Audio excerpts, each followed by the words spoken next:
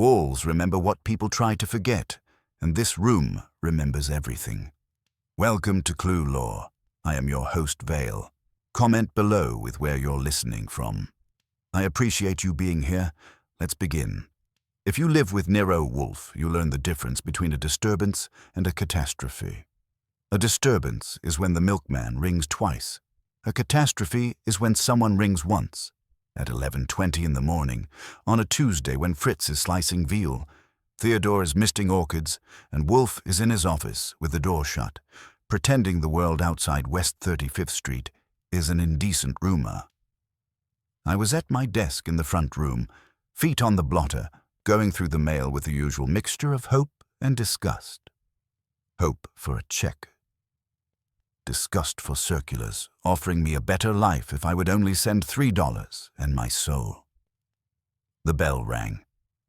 It wasn't an accident. It had the snap of intention. That was my first thought, and it turned out to be one of the few I had all day that didn't need revising. Fritz came through the hall with his careful step, the one he uses when a souffle's watching him. He glanced at me with a question in his eyes. Fritz doesn't have much use for questions, but he has a lot of respect for the front door. In Wolfe's house, the front door is a sort of moral checkpoint. "I'll take it," I said, and got up. The woman on the stoop looked like she belonged on a different street. Not because she was overdressed, she wasn't, but because she had that clean, expensive kind of composure you usually see in a private bank or a yacht club. Her coat was plain wool, dark green. Her hat wasn't trying. Her gloves fit like they were negotiated in writing. Her face had that pale, rested look that either comes from money or from knowing exactly where you're going. She held out a card. Miss Adelaide Carr, Director, Carr and Dole Cultural Foundation, that was printed in a modest typeface that probably cost a fortune. Beneath it was a phone number on Madison Avenue.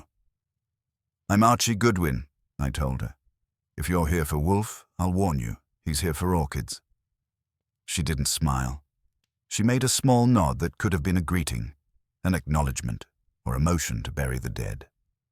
"I'm here for Mr. Wolfe," she said. "I understand he is, selective." That was one way to put it. Another would be, Wolfe is selective the way a crocodile is selective.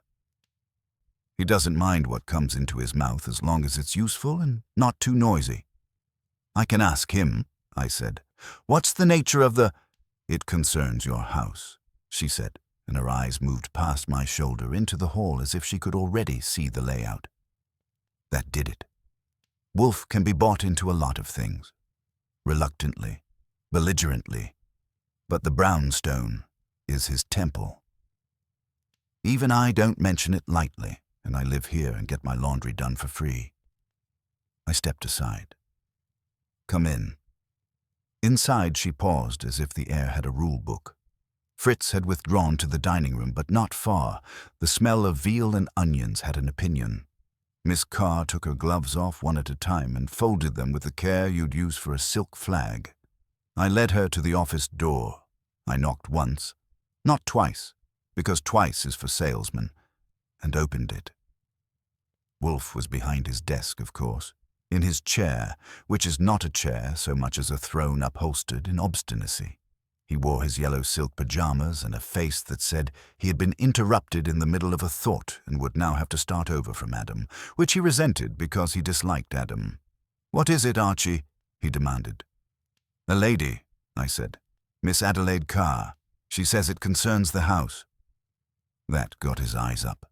They are not warm eyes, but they can be attentive when something offends his sense of order. "Good morning, Miss Carr," he said, and waved the hand that meant enter, if you must, but do not stain my rug. She crossed the room with the quiet certainty of someone who expects rooms to behave. She sat in the red leather chair I always think of as the witness chair. "I am obliged to you for receiving me, Mr. Wolfe," she said. "That remains to be determined," Wolfe told her. "Proceed." It's a nice line, and he likes it because it has the polite surface of a cucumber and the inside of a knife. Miss Carr took a breath and looked at Wolfe as if she had already read his biography and made notes in the margin. "I am not here about a crime," she said. Wolfe made a small sound. It could have been disappointment. It could have been skepticism. "I'm here," she continued, "because a room is being kept secret." That came out as if the phrase had been rehearsed and filed. Wolfe's expression didn't change, but I saw his fingers move slightly on the armrest, an almost imperceptible twitch he makes when a sentence contains an ambiguity he wants to strangle. "A room," Wolfe said. "In this house?" "No, not yet." Her eyes flicked to me and back. "But it may become your concern, Mr. Wolfe, and it is already mine." Wolfe leaned back, which in him is an act of judgment. "Miss Carr," he said, "you have taken the trouble to come here and to declare that you are not here about a crime. Yet you speak of secrecy and potential concern. If this is the opening to a melodrama, I am not interested." "It is not melodrama," she said. "It is strategy." I liked her for that, whether she meant it or not. Wolfe's eyes narrowed a fraction. "Strategy is not an end. It is a means. Tell me the end." Miss Carr reached into her bag, not a bag, really, more like a contained universe, and removed a slim folder. She didn't offer it right away. She held it as if it might bite. "I represent the Carr and Dole Cultural Foundation," she said. "We acquire, preserve, and occasionally exhibit manuscripts and private archives. Papers that are sensitive. Blackmail material," I said. She looked at me calmly. "Sometimes. More often it is history that would rather not be published while its subjects are alive." Wolfe gave me a glance that said I should stop helping. Miss Carr continued. 3 months ago, we acquired a private collection from the estate of Dr. Lionel Roane." Wolfe's eyes lifted. "Roane, the psychiatrist?" "Yes, the one who worked with prominent figures, in politics, finance, media, in all the places where a whisper is worth more than a statement." Wolfe made a sound that was not approval, but recognition. "We acquired the collection legally," she said. "We have documentation. The acquisition was discreet, but it was not clandestine. We moved the materials to a secure storage facility in Midtown. A week ago, we discovered that a portion is missing." "And you come to me," Wolfe said, "despite your assurance that there is no crime." "There is a crime," she said, and the first edge entered her voice. "But we cannot involve the police." "Why not?" I asked. "Because if the police are involved, the existence of the collection will become known," she said. "And if the existence becomes known, every person who ever confessed a private weakness to Dr. Roane will become imaginative." Wolfe's mouth tightened. "You wish me to recover stolen papers quietly." "I wish you to identify who took them," she said, "and ensure they cannot be used to harm anyone." Wolfe's eyes were fixed on her. "That is quite a wish." "It is not simply a wish," she said. "It is urgent." Wolfe gave her a long look and then said, "What portion is missing?" Miss Carr opened the folder and removed a single sheet. She placed it on Wolfe's desk, not sliding it like a dealer, but setting it down as if it were a legal document. Wolfe did not pick it up immediately. He looked at it where it lay. Then he reached for it with 2 fingers and lifted it as if it were something sticky. I got up and leaned a little because I have a bad habit of needing to know. It was a typed inventory page. Titles, dates, brief descriptions. Next to 3 entries were pencil check marks that someone had circled. Hard. Wolfe read silently. His lips moved once, a tiny motion he would deny under oath. He put the page down. "You have come to me," Wolfe said, "because you suspect this theft is connected to someone of consequence." "Yes," Miss Carr said, "and because the missing items involve intimate records." "Intimate," I echoed. She didn't flinch. "Therapy transcripts, letters, Notes, a locked box containing audio reels. Wolfe's eyes flicked to the folder again. The circled items. Those are the missing items, she said. Wolfe leaned back again. Who had access to your secure facility? Miss Carr's composure tightened into something harder. That is the first problem. Our facility is secure. There is no sign of forced entry. The access logs are intact. The alarms were not triggered. The inventory was checked by 2 employees. And yet those items are gone. Wolfe's voice was mild now, which is when you should start worrying. Then either your security is an illusion, or your employees are incompetent. Neither, she said quickly. Then she checked herself and amended, I hope neither. Wolfe sat still. He looked at her, and for a second he wasn't looking at her clothes or her words. He was looking at her posture, her breathing, the way her fingers pressed the folder. Finally he said, Why do you not explain this to Mr. Kramer? Miss Carr's gaze sharpened. Because Inspector Kramer would ask questions he has a right to ask, and those questions would have answers that would not remain in the room. The Foundation's board has instructed me to resolve this without public involvement. Your board, Wolfe said, is instructing you to conceal a theft of sensitive material. Yes. And you agree? Miss Carr hesitated. It was small, but it was the first hesitation I'd seen from her. I do, she said, because the damage of exposure would exceed the damage of theft, if the theft can be corrected. Wolfe's eyes moved to me. I knew that look. It meant, this is an invitation to be offended and paid. I was about to do my part, ask about the fee because that's my job, and because Wolfe loves money the way a miser loves air, when Miss Carr said something that stopped both of us. The room is the second problem, she said. Wolfe turned his head slightly. Explain. The missing items were stored in a locked room within the facility, she said. A room that is not on any official floor plan. That landed in the office like a dropped tray. I said, A secret room? In Midtown? What is this? A magician's club? Miss Carr looked at me. This time she did smile. But it wasn't for humor. It was the expression of a person who finds the world tiresome. The building is old, she said. It has been altered, subdivided, renovated. There are service corridors. Storage areas. The room was created decades ago, apparently, and then concealed again through later renovations. The Foundation's previous director had it outfitted as a secure vault. Wolfe's eyes remained calm. And you did not know it existed? I did, she said, but only because I inherited the director's private notes. It is not recorded in our general documents. Only 3 people on our staff were aware of it. Wolfe's voice was almost gentle. Then the suspect pool is small. It would be, Miss Carr said, if the room stayed where it was. Wolfe's eyelids lifted a fraction. Meaning? She took another paper from the folder and placed it on the desk. It was a photograph. A black and white print, sharp, professional. It showed a plain door in a corridor. Industrial, unremarkable, except for one detail.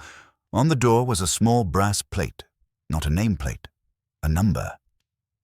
35 Wolfe looked at it, then at her. That is the room, she said, or it was. Wolfe's voice was quiet. And now? Miss Carr's gaze held steady. Now someone has removed the plate, replaced the lock, and painted the door. The corridor has been altered overnight, and on Monday morning, when we tried to enter, the door opened into a broom closet. I stared at her. You're telling me they moved the room? I am telling you, she said, that the room is being manipulated like a piece on a chessboard. Someone has access, foresight, and resources. They are making the room, its contents, its existence, impossible to prove. Wolfe's face showed the mild displeasure he reserves for insoluble puzzles and people who talk too much. And you have come here, he said slowly, because you believe the endgame will bring the room, or what was in it, into my sphere. Miss Carr did not answer immediately. She took her time, and I began to dislike her for it because it was Wolfe's move, not hers. Finally, she said, "Yes." "How?" She lifted her chin. "Because the missing materials concern a man who has begun to circle you, Mr. Wolfe." That finally got a rise out of him. Not a movement, of course, but an internal adjustment you can feel in the air. "Name him," Wolfe said. "Gideon Rusk," she replied. I whistled, low.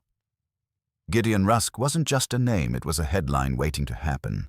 One of those sleek, public geniuses who run foundations, sponsor museums, bankroll politicians, and smile for cameras as if the cameras should be grateful. Wolfe's eyes stayed on Miss Carr. "Rusk is a philanthropist." "He is a strategist," she corrected, "and he has a reason to want what was in that room." Wolfe's voice sharpened. "How do you know?" "Because Dr. Roan treated him," she said, "and because Mr. Rusk contacted me yesterday." Wolfe's eyes narrowed. "For what purpose?" Miss Carr's composure cracked just enough to show the tension underneath. "He offered to buy the missing materials," she said. "From us." I couldn't help it. "That's like offering to buy back your own wallet." "Yes," she said. "And when I refused, he offered something else." Wolfe's voice was a blade. "What?" Miss Carr looked at Wolfe and said, clearly, evenly, as if she were reading a verdict, "He offered to rent your brownstone." Silence. Real silence. The kind that makes you aware of the clock and your own breathing. Even Fritz's kitchen noises seemed to retreat. Wolfe did not blink. "What?" he said. "Do you mean?" Miss Carr's eyes flicked to the room, taking in Wolfe's desk, his chair, the shelves, the orderly arrangement that is his version of prayer. "I mean," she said, "that he wants your house. Not to buy, he knows you would not sell, but to occupy it, to take control of its rooms for a period of time." Wolfe's mouth tightened, and when he spoke, his voice was almost soft, which again is the worst kind. "And you have come to me," he said, "because you believe he will attempt to force this impertinence." "I believe," she said, "that he has already begun." I looked at Wolfe. His face was still, but I saw the one thing that told me the day had crossed the line from disturbance to catastrophe. His eyes moved, very briefly, to the door of his office, to the hall beyond, to the house itself. Nero Wolfe does not like to be moved. He likes even less to be arranged. He folded his hands on his stomach. "Miss Carr," he said, "you have used several words that I dislike. Secret, manipulated, rent. But you have also provided a problem that is not merely vulgar. It is insolent and intricate." He paused, then added, "And it involves my house." I waited for him to mention his fee. He didn't. That's when I knew, really knew, that he had already decided. Wolfe looked at her. "I will consider your proposal," he said. Miss Carr's expression didn't change much, but I saw relief in the small loosening around her eyes. "And," Wolfe said, "you will remain available. Archie will take you to the front room and obtain particulars. Names, times, documents, your board's resolution, the nature of Mr. Rusk's contact." He shifted his gaze to me. "Archie." "Yeah?" I said. "Lock the front door," Wolfe said, "and then open it. I have a suspicion that today we will receive more visitors." He turned back to Miss Carr. "As for the room," he said, "I assure you it has not finished keeping its secrets, but it will, before I am compelled to rise from this chair." That last bit was Wolfe's version of an oath, and I had the uncomfortable feeling that the brownstone, which usually sat on West 35th Street like a stubborn old lion, had just been marked on somebody else's map. I took Miss Adelaide Carr into the front room and gave her the best chair that wasn't mine, which is to say, I gave her the chair closest to the door. It's a reflex. If a client bolts, you want them to bolt past you, not behind you. Fritz appeared with coffee like a civilized ghost. Miss Carr accepted a cup with a nod that suggested she considered gratitude a formality, not a feeling. I poured myself one too and sat at my desk, pulled a legal pad toward me, and clicked my pen. "All right," I said. "Start at the beginning, and don't decorate it. Wolfe hates decoration unless it's botanical."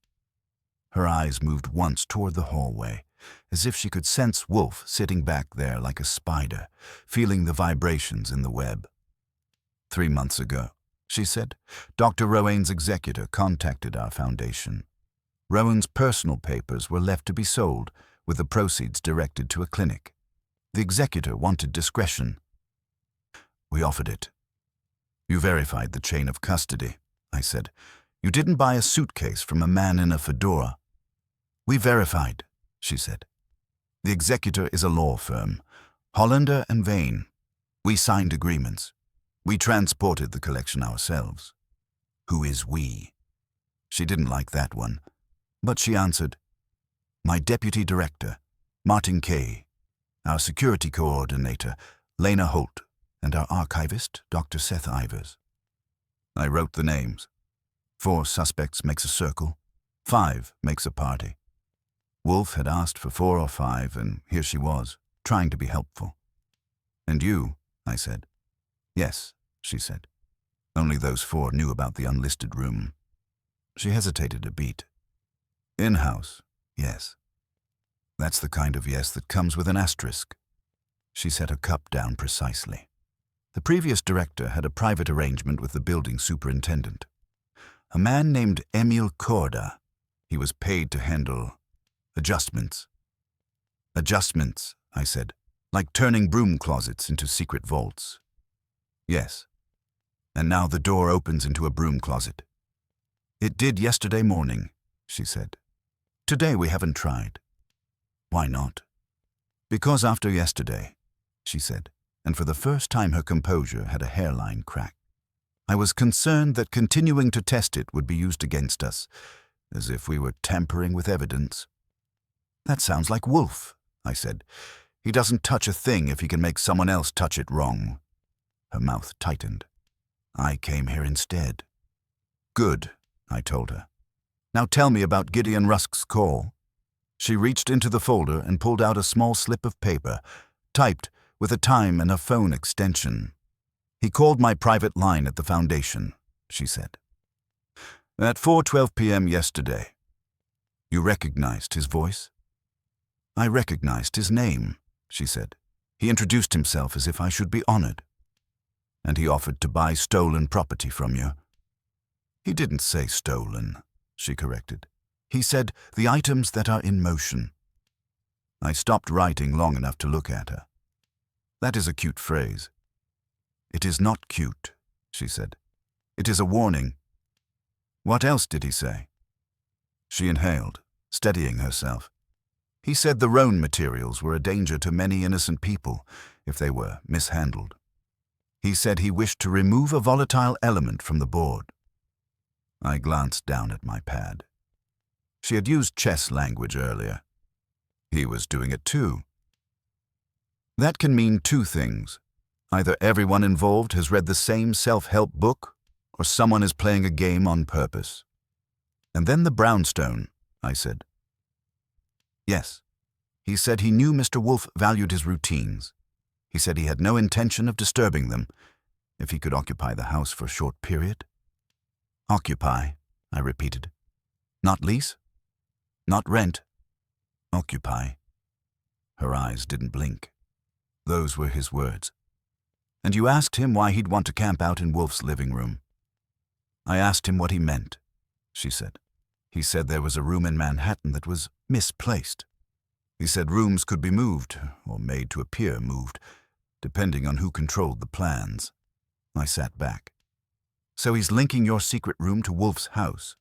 That's inventive." "He said," she continued, "that if the foundation remained uncooperative, he would be forced to secure an environment that suited his work. He implied your house was, how did he put it? A stable square." My pen tapped the pad. Stable square. He's either a chestnut or a lunatic, or both." She lifted her cup, then put it down again without drinking. Her hands were steady, but her throat moved when she swallowed. Then he said he would speak to you directly if necessary. "That's the part Wolfe will enjoy," I said. "He likes direct approaches the way a cat likes mice. You don't have to chase if they volunteer." Her eyes flicked toward the hall again. "I don't believe Mr. Rusk intends to negotiate." "Neither do I," I said. "But we have a tradition here of letting people hang themselves with their own rope. Now, this building superintendent, Corder, where is he?" "He retired last year," she said. "Moved to New Jersey. We have an address." "Good." I underlined it on my pad.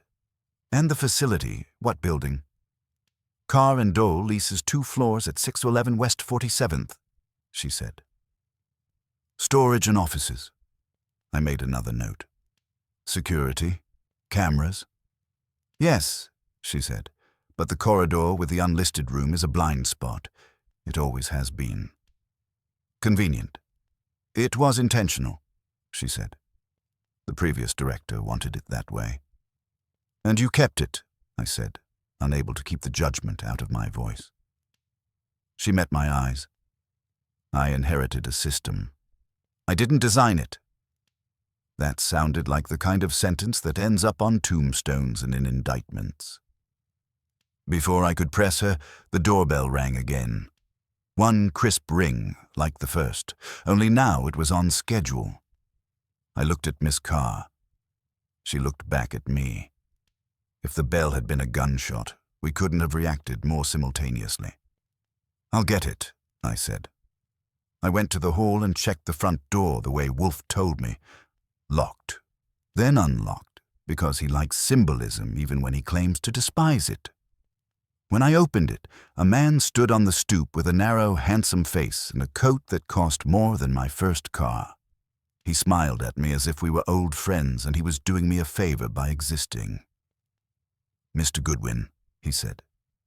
I kept my hand on the edge of the door. "That's me, and you're either lost or very sure of yourself." "I'm neither," he said pleasantly. "My name is Perry Vane. I'm an attorney with Hollander and Vane, the executor, Miss Carr's law firm. That was interesting in the way a knife in a pillow is interesting. Quiet, but not reassuring." "I didn't order a lawyer," I said. He held up both hands, palms open as if surrendering to my charm. "I'm not here on behalf of my firm. I'm here as a citizen who is concerned." "Citizens who are concerned usually start at the police station," I told him. His smile thinned. "Not when the police would create unnecessary noise." He glanced past me into the hall. "I believe Mr. Wolfe is in." "He's always in," I said. "That's part of the charm." He gave a small laugh that landed wrong. Then he looked at me with eyes that were too calm for a concerned citizen. "Mr. Goodwin," he said, "I'd appreciate 5 minutes with Mr. Wolfe. It pertains to Dr. Roan's papers and to your house." Behind me, from the front room, I heard the faintest sound. Miss Carr's cup touching its saucer. Not loud, just deliberate. The day was getting crowded and Wolfe hadn't even had his lunch yet. I stood aside and let the attorney step into the brownstone. Because when someone comes to your doorstep holding the end of a thread, you don't slam the door.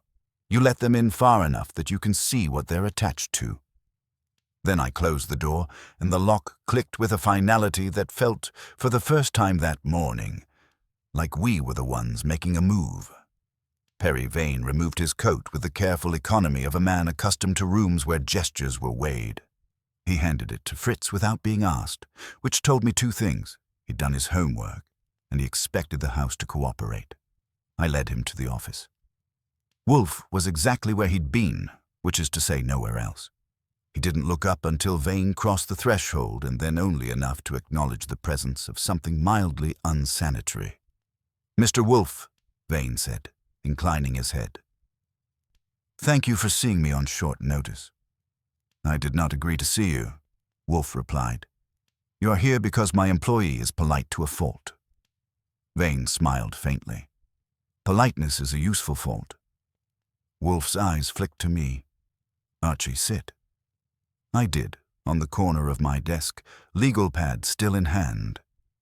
Miss Carr remained in the front room, which Wolfe had clearly arranged on purpose. He likes conversations layered, like cakes or indictments.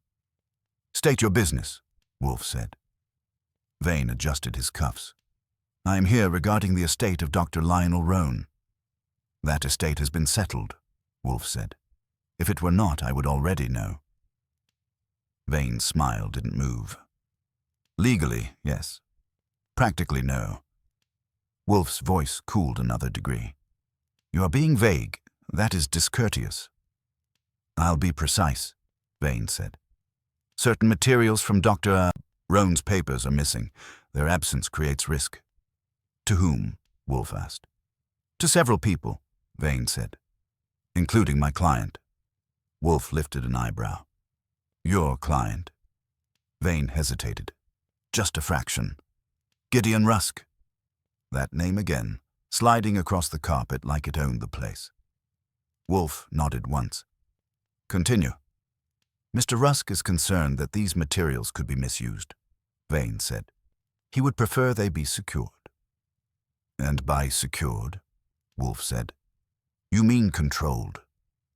Vane inclined his head. That is one definition. Wolfe leaned back. You are an attorney, Mr. Vane. You're not here to confess a crime or to prevent one. You are here to maneuver. Yes, Vane said. I won't insult you by denying it. Wolfe's lips compressed. Then maneuver efficiently. Vane took a breath. Mr. Rusk believes the safest course is consolidation. One environment, one custodian. And you propose me, Wolfe said. Vane smiled again. Your house, specifically. I couldn't help it. You boys have been very busy with our real estate. Vane glanced at me. The brownstone has qualities that are difficult to replicate. Such as? Wolfe asked. Privacy, stability, a predictable routine, Vane said, and a proprietor who does not move. That last part was a gamble. Wolfe's eyes hardened. You presume too much, Wolfe said. My immobility is a preference, not a vulnerability. Of course, Vane said smoothly, but it makes your house ideal. Mr. Rusk would lease temporary access, a limited footprint, minimal disruption. Wolfe's voice was flat. No? Vane didn't flinch. I anticipated resistance. Then you're wasting time, Wolfe said. Not entirely, Vane said. Mr. Rusk anticipated it as well. Wolfe's gaze sharpened. Then he is wasting resources. Vane reached into his briefcase and withdrew a single envelope. He didn't open it.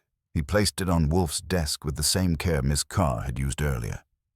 Wolfe did not touch it. What is that? Wolfe asked. A courtesy, Vane said. Inside is a copy of a document that does not officially exist. Wolfe's eyes dropped to the envelope. Another room? Vane's smile thinned. A plan. A floor plan. I leaned forward. Of this house? Vane looked at me, then back to Wolfe. Of a section of it. One that was altered before you acquired the property.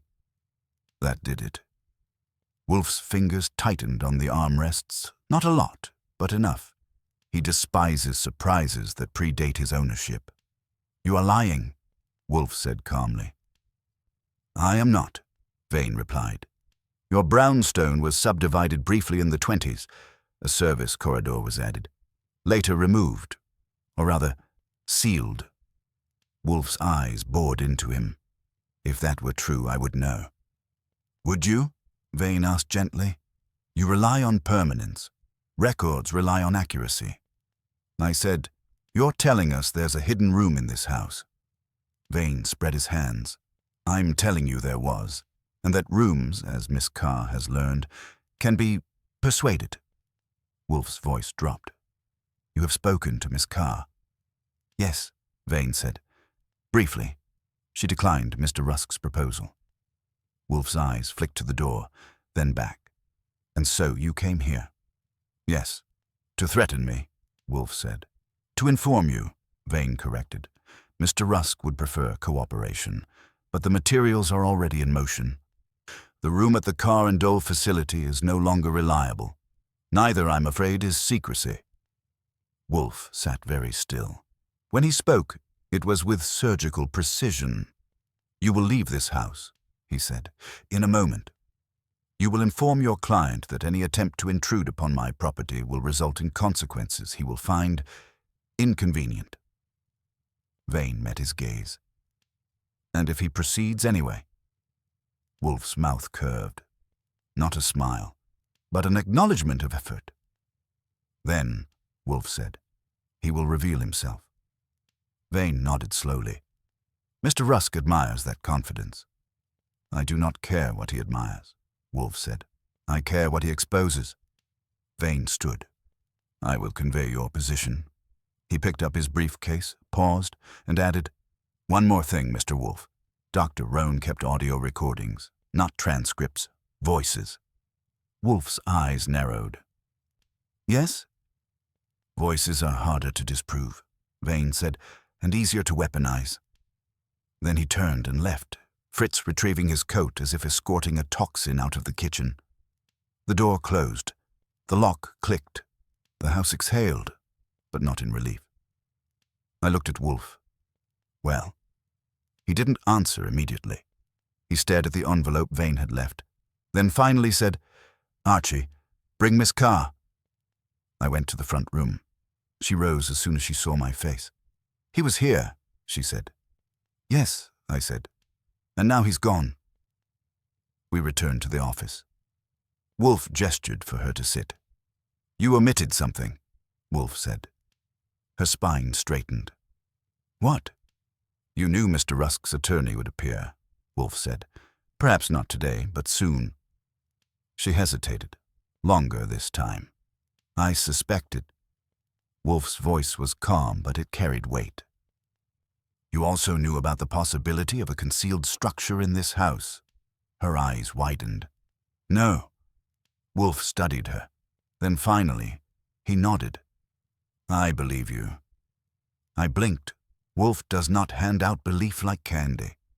"Archie," Wolfe said, "you will go to 611 West 47th. You will observe. You will speak to the superintendent, the security coordinator, and anyone else who pretends not to matter." "Gladly," I said. "And," Wolfe continued, "you will also visit the Department of Buildings. Quietly. I wish to know everything that was ever altered, sealed, or misfiled in this house." I raised an eyebrow. "You think there's a room here?" "I think," Wolfe said, "that someone believes there is." Miss Carr looked between us. "What does Mr. Rusk want?" Wolfe folded his hands over his stomach.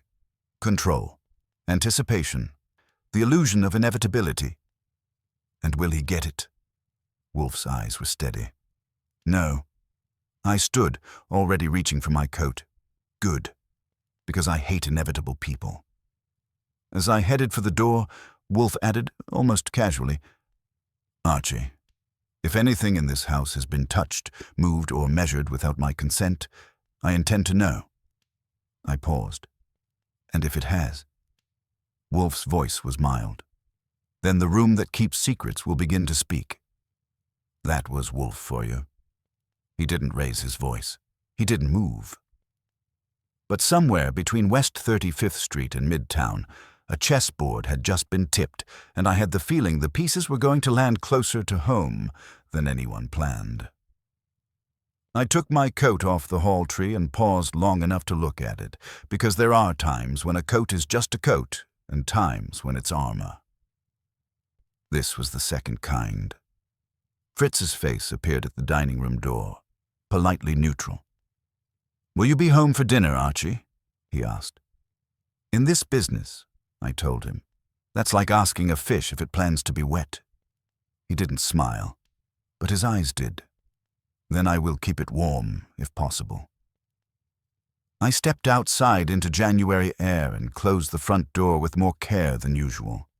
Wolfe had said, If anything in this house has been touched, and he had said it the way a judge says if the defendant has a pulse.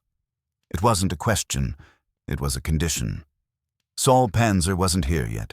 Wolfe had only mentioned him as an approaching weather system, but I had my own errands. The first was 611 West 47th. The second was the Department of Buildings, which in New York is where hope goes to be processed and stamped. I took a cab west, watching the streets scroll by like a film I'd seen too many times. The city was doing its usual job of pretending it was orderly. Underneath, it was a crowded pocket full of blades. 611 West 47th was an old commercial building with a lobby that smelled of stone, floor wax, and tired secrets. The directory listed Carr and Dole on 2 floors, and the elevator operator looked at me the way an elevator operator looks at everyone, as if he had seen them all before and none of them had paid enough. On the Carr and Dole floor, the reception area was tasteful in the way that means expensive without admitting it. A receptionist smiled at me with the practiced kindness of someone who keeps strangers from reaching the people who matter. "I'm Archie Goodwin," I said. "I'm here to see Lena Holt." Her smile blinked once, then returned. "Do you have an appointment?" "I have a purpose," I said. "It's more reliable." She lifted a phone, murmured, listened, then nodded toward a glass door. "Ms. Holt will see you." Lena Holt came out of an office like a person who had decided not to be intimidated by hallways. She was in her 30s, compact, hair pulled back tight, eyes sharp and measuring. She wore a dark suit that wasn't trying to flatter her, and a badge clipped at her belt that made her look like she'd be happier carrying a flashlight. "Mr. Goodwin," she said. It wasn't friendly, but it wasn't hostile either. It was the tone you use when you recognize a tool and want to know if it's sharp. "That's me," I said. "And your security." "I am," she replied. "If you're here about the missing items, I've already spoken with Miss Carr." "I'm here because Mr. Wolfe doesn't enjoy surprises," I told her. "And somebody has been manufacturing them." Her jaw tightened. "Follow me." She led me down a corridor that was too quiet. Doors with frosted glass, a couple of storage rooms, a locked door with a keypad that looked ordinary enough to be insulting. Holt keyed in a code, and we entered a larger space. Rows of shelving, archival boxes, metal cabinets, the kind of place that makes you speak softly, even if you don't believe in ghosts. "This is the official storage," she said. "The inventory here is intact." "And the unofficial?" I asked. She looked at me without blinking. "That's not something we talk about to visitors." "I'm not a visitor," I said. "I'm a symptom." That got the smallest twitch at the corner of her mouth. She walked to the far end, past a fire door, into a narrower service corridor where the light went dimmer and the air got colder. There were pipes overhead, the sort that sweat in summer and complain in winter. "Here," she said, and stopped. If she hadn't stopped, I might have walked past it. That was the whole point. The door was painted the same color as the wall, the trim seamless, the knob plain. It looked like an access door to nothing important. "What did it look like before?" I asked. Holt's eyes stayed on the door. It had a brass plate and a different lock. "Plate with a number," I said. "Yes. And now it opens into a broom closet." She nodded, once sharply. I stepped closer. The paint was fresh enough that my nose noticed it before my eyes did. The wall around the door had a faint unevenness where something had been sanded and smoothed.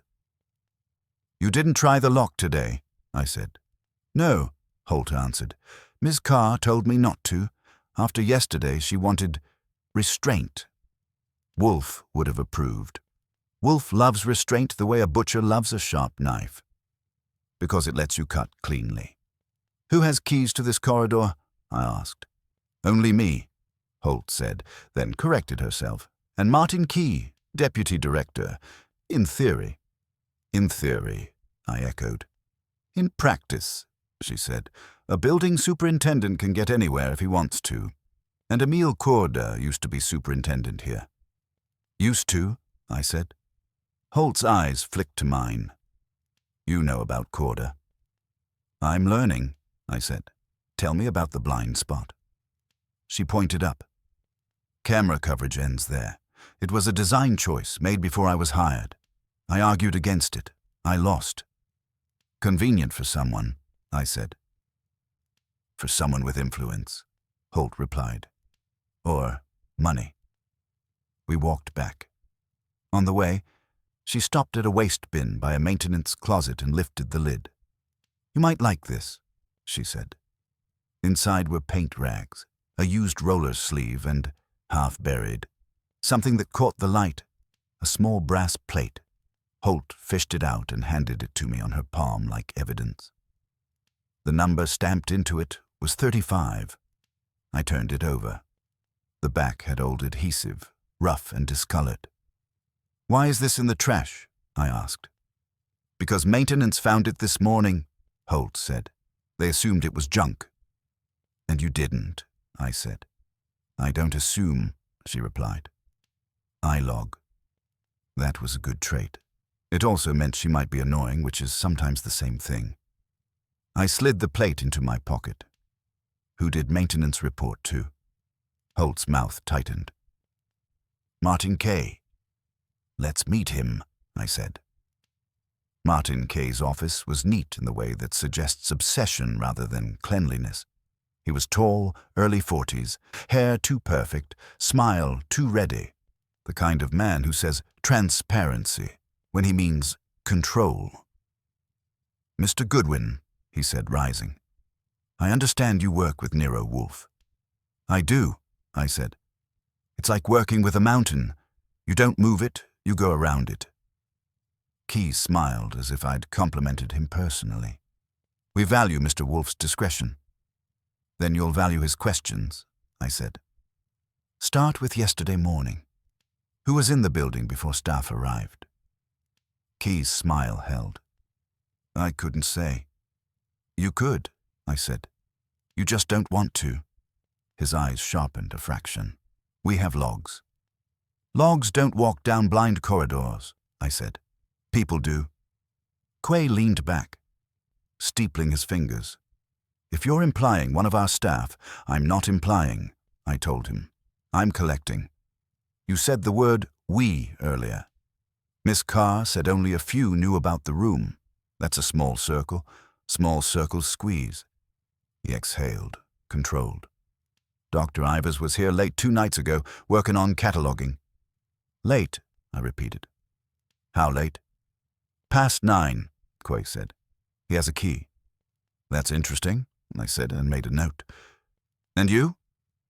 I left at 6, he said. Alone? I asked.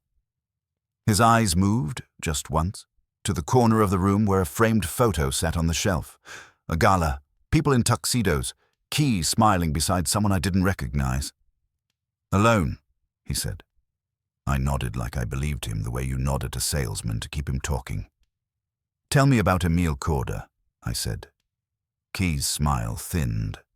A retired superintendent. A relic. A relic who knew how to build secret rooms, I said. Keyes' jaw tightened. He was paid to manage building issues, that's all. And who paid him? I asked. Quay held my gaze. The foundation. That answer had too much weight for its size. It could mean the foundation did it, or it could mean the foundation was the clean wrapper around whoever really did. I left Carr and Dole with the brass plate in my pocket and a list of names that had stopped feeling like a list and started feeling like a net. Outside, the cold hit me like a slap, and the city resumed its noise. I walked half a block before I felt it, the sensation you get when someone else's pace matches yours a little too well. I didn't turn around right away. I'm not proud. I'm cautious. At the corner, I stopped as if checking my watch. In the window of a closed deli, I caught the reflection, a man in a dark coat, hat low, standing a little too still for a pedestrian. When I moved, He moved. So Rusk didn't just want Wolfe's house, he wanted my route. I hailed a cab and gave the driver the Department of Buildings downtown, then changed my mind halfway through. "Actually," I said, "take me to West 35th. The driver glanced at me in the mirror like I'd cancelled a wedding. "You sure?" "No," I said, "but it's my favorite way to travel." As we drove, I watched the side mirrors, the intersections, the streams of people. The man behind me wasn't in sight, which didn't mean he was gone. It meant he was better than I'd hoped, or worse. When I got back to the brownstone, I paid the driver and stood on the stoop for a moment, looking at the front steps, the railings, the door. Nothing looked different. That's how Trespass likes it. Inside, the air was warm, and the house had that particular quiet it wears like a tailored suit. Fritz's footsteps sounded in the kitchen. From upstairs, faintly, I heard Theodore's muted hum to the orchids, like a priest attending his saints. I walked into the office. Wolfe was in his chair, facing me, as if he had never looked away. "You returned," he said. "I brought a souvenir," I said, and pulled the brass plate from my pocket. His eyes dropped to it. His expression changed. Barely. But it changed. He didn't like physical objects entering his field of vision unless they were food or evidence. "From the foundation," I added. "Plate number 35. Fresh paint. New lock. Old lies." Wolfe's gaze lifted, and it was sharp now. And I was followed," I said. "Not well enough to be clumsy, not sloppy enough to be harmless." Wolfe's fingers tapped once on his armrest. "Good. Good," I repeated. "You're happy I'm being tailed." "I am pleased," Wolfe said, "that Mr. Rusk is impatient. Impatience produces errors." I set the plate on his desk. "I still have to go to the Department of Buildings." "Yes," Wolfe said. "But first, Archie, look at the side table." I turned. On the side table beside the couch was a small silver tray Fritz used for brandy after dinner. On it sat a cut-glass decanter, 2 glasses, and, strangely, a small ceramic jar I recognized from the kitchen. One of Fritz's spice jars, labeled in his neat hand. Pimenton. I stared at it. Fritz did not bring spices into Wolfe's office, and I hadn't put it there. Wolfe watched my face the way he watches a suspect's hands. "You see," he said softly, "why I spoke of being touched." My throat went dry. "Someone's been in here." Wolfe's eyes held mine. "Yes." I didn't move toward the jar. I didn't touch it. I just stood there, feeling the house's quiet shift into something else. Something alert. Wolfe's voice remained calm, but there was a hard edge underneath, like steel under velvet. "Now," he said, "we begin." Wolfe didn't reach for the spice jar. If a cobra had been coiled on the tray, he would have regarded it the same way, calmly, as an inconvenience that had chosen the wrong address. "Where did that come from?" I asked, keeping my hands where they belonged, which was off the evidence.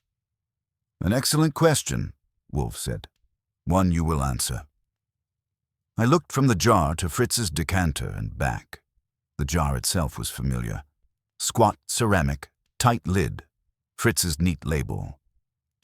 But it didn't belong in the office, and it sure didn't belong on Wolfe's brandy tray like a garnish. "Fritz," Wolfe called. Fritz appeared at the office door almost instantly, as if he had been hovering in the hall waiting for the inevitable. His eyes went to the tray, then to Wolfe's face, then to mine. "Ja," he said. "Did you place that spice jar here?" Wolfe asked. Fritz's expression tightened in a way I'd only seen when someone suggested using canned mushrooms. "No, sir," he said at once. Then, more quietly, "That jar should be in the kitchen cabinet." Wolfe nodded. "How many such jars exist?" Fritz drew himself up. "In my kitchen? Many. But this one is mine. I labeled it. Could it have been removed from the cabinet and returned without your knowledge? Wolfe asked. Fritz looked pained, as if the question itself were a smear. If someone is in my kitchen, I would know. You would know if you were in the kitchen, Wolfe said. Fritz's eyes flashed. I am often in the kitchen. Not always, Wolfe replied, and that was as close as he came to accusing Fritz of negligence. It wasn't an accusation, really. It was a statement that the laws of physics applied even to Fritz Brenner. Fritz swallowed his offense with the dignity of a man who can debone a duck. No one has permission. That is rarely relevant, Wolfe said. Archie, fetch the magnifying glass. I went to Wolfe's desk drawer, retrieved the glass, and set it near him. Wolfe still didn't touch the jar. He leaned forward slightly and examined it from where he sat, his eyes narrowing at small things the way mine narrow at large bills. The lid, he murmured. I leaned in, keeping my breath back.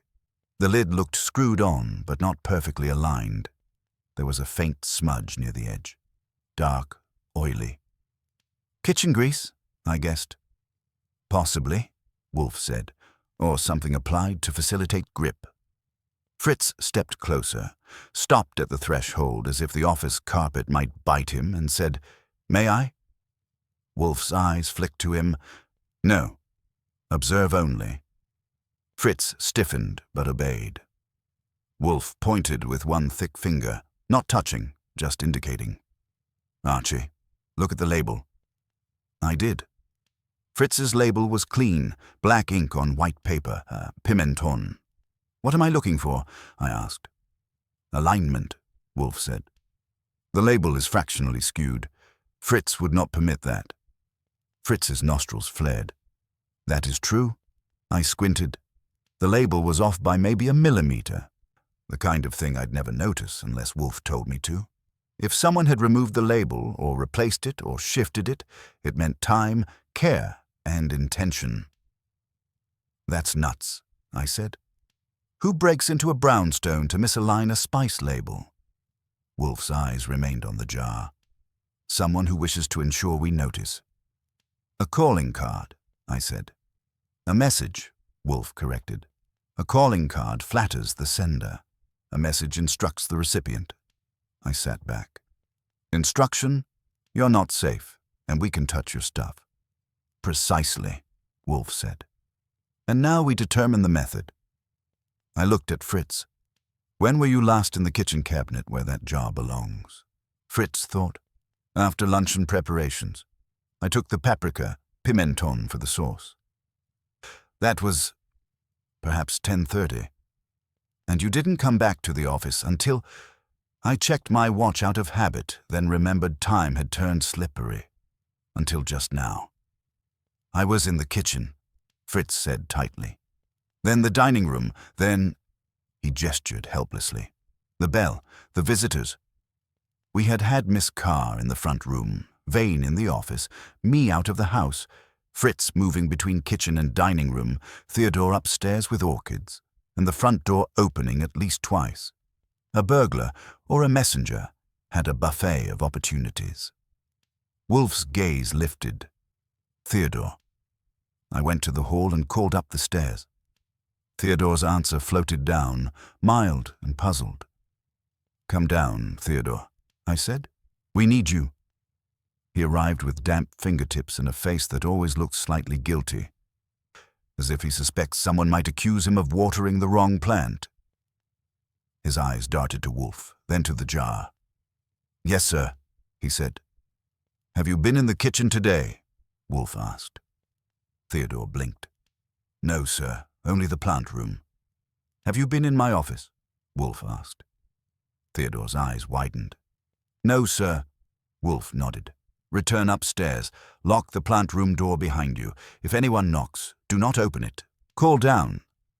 Theodore swallowed and hurried away, his shoes tapping like a nervous metronome. Fritz lingered, offended and worried, which for him is a rare combination. Wolfe dismissed him with a gesture. Fritz, I require luncheon to proceed as usual, Wolfe said. But secure your kitchen. If anyone enters, You will treat it as an emergency. Fritz's jaw set. Yeah, as an emergency. When Fritz left, Wolfe's eyes went to me again. Archie, he said, you will examine the jar, not its contents. I picked it up carefully, using a handkerchief, because I wasn't born yesterday and I prefer my fingerprints on checks. The ceramic was cool. The lid had faint scratches near the rim, as if a tool had been applied. Someone forced it? I said. Or opened it with an instrument designed not to mark, Wolfe replied, but they were not perfect. I held the jar close and sniffed, because I'm impulsive and because paprika doesn't frighten me. The scent was smoky, familiar, until there was another note under it, faint and sharp, like solvent. Paint, I said. Or thinner, Wolfe said. Archie, place it down. I did. Wolfe leaned back. Now, consider. I said, someone got into the house, went into the kitchen, selected a jar, tampered with it, and brought it into your office. Yes. Which means they got past the front door, I said, or came through another way. Wolfe's eyes narrowed. There are other ways. The basement, I said. The back area. The delivery entrance. Proceed, Wolfe said. I went down to the basement, moving quickly but not running. Because in this house, if you run, Wolfe assumes you're panicking, and he hates panic the way he hates bad coffee. The basement smelled like old stone, coal dust that never quite leaves, and the faint metallic tang of the furnace. The rear door was locked. The small window was latched, no obvious sign of a forced entry. But there was something. A thin line of pale dust disturbed near the threshold, as if someone had brushed it with a shoe. Not a stomp, more like a careful step. I followed it toward the stairs, then stopped. The dust trail broke off.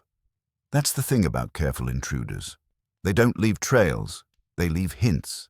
And hints are worse, because they imply intelligence. Back upstairs, I found Wolfe still in his chair, as if time had been polite enough to wait for him. Basement door's locked, I reported. No obvious forced entry, but there's disturbed dust near the rear threshold, like someone tested it. Wolfe's eyes closed briefly, then opened again. The front door was open for Miss Carr, then for Vane. You left the house, you returned. Meaning, I said, our intruder had the easiest method. Walk in during traffic. Or already be here, Wolfe said. That landed. I stared at him. You think one of them is still in the house? Wolfe's voice was placid. I did not say I think. I said it is a possibility, and given Mr. Rusk's apparent desire to demonstrate access, it is a plausible possibility. I swallowed, suddenly aware of the quiet again. It wasn't just quiet. It was listening. Wolfe pointed, not to the jar, but to my legal pad on his desk. You have names. Key, Holt, Avers, Corder, Vane, Rusk, Carr. Yeah, I said. A nice dinner party. Not yet, Wolfe said. First, the Department of Buildings. Then you will speak to Emil Corder today. Today, I repeated. He's in New Jersey. New Jersey is not Siberia, Wolfe said. And you are capable. I rubbed my forehead. You want me to chase a retired superintendent while you sit here with a paprika jar like it's a bomb? Wolfe's eyes were cold. This jar is not a bomb. It is a signal. A bomb is crude. This is refined. I said, so what's the signal say? Wolfe looked at the jar as if it offended him personally. It says, he replied, that someone has been in my house. Someone has been in my kitchen. Someone wishes me to know that they can rearrange the boundaries of my life. He paused, then added quietly, that is an intolerable presumption. I picked up my coat again. All right, I'll go downtown, then Jersey. But if I find out there's actually a secret room in this house. Wolfe's eyes met mine. Then you will find out who believes they can own it. I headed for the door, and this time the coat felt less like armor and more like a leash. As I reached the hallway, Wolfe's voice stopped me. "Archie." I turned. "Do not mention the spice jar to anyone outside this house," he said. "Why not?" I asked. Wolfe's mouth tightened. "Because the sender expects us to react publicly. We will not. We will react privately with precision. Let them wonder whether their message was received." I nodded. "Fine. We'll be mysterious." Wolfe's gaze returned to the jar, and his voice dropped to something almost reflective. "A man who moves rooms," he said, "is a man who believes reality is negotiable." I opened the front door. Outside, the city air slapped me awake again. I stepped onto the stoop and froze for half a second. On the bottom step, tucked neatly against the iron rail as if placed by a conscientious milkman, was a small, plain envelope. No stamp, no address. Just one thing on the front, written in a firm, elegant hand. "For Mr. Wolfe." I bent, picked it up with my handkerchief, and felt the paper's weight, too light for money, too stiff for a love letter. The brownstone had received mail, and this time it hadn't come through the door. I took the envelope upstairs myself. I didn't give it to Fritz. I didn't open it in the hall. I carried it the way you carry something you don't yet know how dangerous it is. Wolfe watched me cross the office and place it on his desk. His eyes went to the handwriting, then to me. "You did not open it," he observed. "I thought you'd enjoy the privilege," I said. "That depends," Wolfe replied, "on whether it is a courtesy or an impertinence." He slit it with a paper knife, slowly, deliberately, and withdrew a single sheet. No letterhead, no signature. Just a typed message, centered, sparse. "The room is not in your house. It never was. Stop looking." Wolfe read it once, then again. Then he placed it flat on the desk and leaned back. "Lying," he said. I frowned. "You're sure?" "Yes," Wolfe said. "Because if it were true, the sender would not be anxious." "Anxious," I echoed. Wolfe tapped the paper. "This is not reassurance. It is instruction. Instruction is issued only when control is uncertain." I exhaled. "So the room matters?" "Profoundly," Wolfe said. "But not in the way Mr. Rusk wishes us to think." He closed his eyes for a moment. When he opened them, they were settled, finished with preliminaries. "Archie," he said, "you have already done the essential work. You spoke to the Foundation, you observed the tampering, you identified the blind spot. What remains is synthesis." I leaned back. "Then synthesize." Wolfe steepled his fingers over his stomach. "The Carr and Dole Foundation possessed sensitive material," he began. "It was housed in a concealed room, not to protect the material from thieves, but to protect the Foundation from accountability. A mistake. Because secrecy attracts strategists," I said. "Indeed," Wolfe replied. "Mr. Rusk learned of the collection not because he was treated by Dr. Roan, that is incidental, but because he monitors institutions that trade in discretion. He did not steal the materials. He arranged for them to become unprovable." "Moving the room," I said. "Creating the illusion of movement," Wolfe corrected. "The room was never relocated. Only its access was altered." I frowned. "At Carr and Dole?" "No," Wolfe said. "Here." I sat up straight. "You're telling me the room is in this house?" "Yes," Wolfe said calmly, "and always has been." "That's impossible," I said. "You said you'd know." "I said I would know if it mattered," Wolfe replied. "It did not. Until now." He gestured toward the spice jar. Mr. Rusk's error was theatricality. He wished to demonstrate access without exposure. He believed the room here would provoke fear. Instead, it provoked scrutiny. I rubbed my face. "All right. Assume there's a sealed service space here from the 20s. How does that help him?" "It doesn't," Wolfe said. "It helps someone else." I waited. Martin Quay, Wolfe said. The name landed cleanly. Deputy Director, Wolfe continued, Administrator, Keeper of Keys, a man positioned between donors and documents. He knew of the blind corridor. He knew of Corda. He knew of Roan's habits. Most importantly, he knew the material's value lay not in possession, but in potential. Leverage, I said. Precisely, Wolfe replied. Quay did not steal the materials. He displaced them into ambiguity. He removed proof, not content.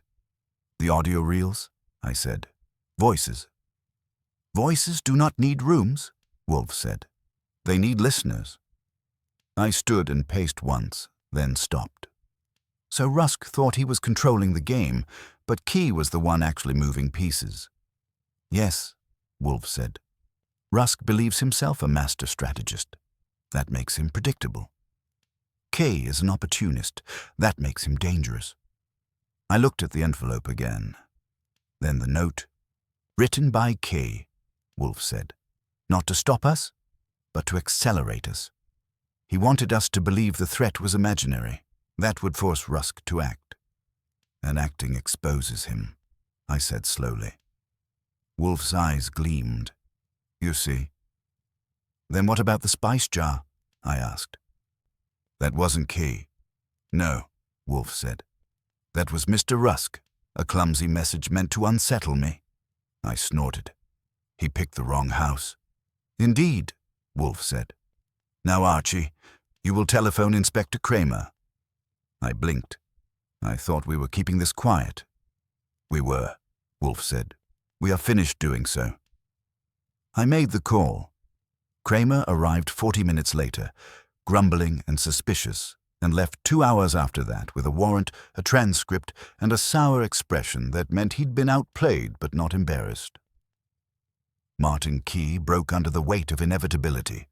The audio reels were recovered, not from a room, but from a climate-controlled locker leased under a shell company. The brass plate had been his flourish, a nod to his own cleverness. Emile Corda had been paid to build, then paid again to forget. Gideon Rusk was not arrested. He didn't need to be. His involvement was documented, contextualized, and quietly delivered to people who measure reputations in decimals. He withdrew from 3 boards within a week. Miss Carr resigned. Publicly, it was for health reasons. Privately, she thanked Wolfe without trying to justify herself. By the time the house settled back into its usual rhythm, the orchids were blooming, Fritz had forgiven the kitchen, and Theodore had stopped locking the plant room like a bunker. That evening, Wolfe sat at the table, napkin on his lap, veal perfectly sauced. He ate with the contentment of a man whose world had been corrected. I watched him for a moment, then said, So there was a room. Yes, Wolfe said. And it will remain sealed, Wolfe said. A room that serves no purpose is a temptation. I do not indulge temptations. I raised my glass. You didn't even look for it. Wolfe dabbed his mouth. I had no need. Knowledge is sufficient without possession. I grinned. That's philosophical. Wolfe's eyes flicked to me. No, Archie. It is practical. Men who believe they can rearrange reality are eventually corrected by it. He resumed eating. The brown stone was quiet again, not listening, not waiting, just existing, stubborn and intact. And for once, that was enough.